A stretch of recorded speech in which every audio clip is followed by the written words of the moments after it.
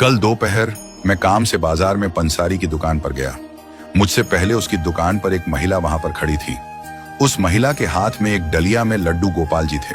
हालांकि जो वस्तु मुझे चाहिए थी वह उनकी दुकान पर नहीं थी, परंतु मैं डलिया में ठाकुर जी को देखकर रुक गया। मुझे गोपाल जी कुछ व्याकुल से दिखे। मैंने ठाकुर जी से पूछा, और मेरी सरकार कहाँ घूम रहे हो आप?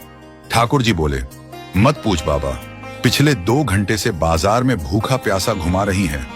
प्यास के मारे मेरा कंठ सूखा जा रहा है। आपने स्वयं गन्ने का जूस पी लिया, 2 प्लेट दही भल्ले भी खा लिए, और मेरी बारी में अपरस की सेवा है। ये सुनकर मैंने कहा, सरकार जल की व्यवस्था तो मैं कर दूंगा, परंतु इस महिला का कैसे करें? इस महिला के सामने कैसे जल पिलाऊंगा? ठाकुर जी बोले, बाबा तू जल लेकर आ, मैं कुछ उपाय बताता हूं। मैं पास में ही एक दुकान पर गया और एक पानी की बोतल ले आया। ठाकुर जी बोले, अब इस महिला को बोल यह अपना पर्स चाट वाले की दुकान पर भूल कर आई है। मैंने महिला से बोला, आप अभी दही भल्ले खाकर आए हो क्या? महिला इधर उधर अपने देखने लगी। वो सोच रही थी, कहीं मेरे कपड़ों पर कोई चटनी तो नहीं लगी है।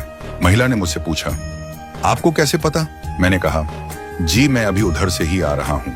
वो चाट की दुकान वाला मेरा जानकार है। उसी ने मुझे बताया कि बाबा एक महिला जिनके हाथ में ठाकुर जी हैं, यदि आपको दिखें तो उसको कहना कि वो अपना पर्स मेरी दुकान पर भूल गई हैं। अब उस महिला की सांस रुक गई। वो कहने लगी, हाय राम, मेरे पर्स में तो कुछ गहने और 10,000 रुपए हैं। उसने आप देखा ना ताव गोपाल जी को पंसारी के काउंटर पर रख तुरंत भागी। अब मुझे मौका मिल गया था। मैंने तुरंत पानी की बोतल खोली।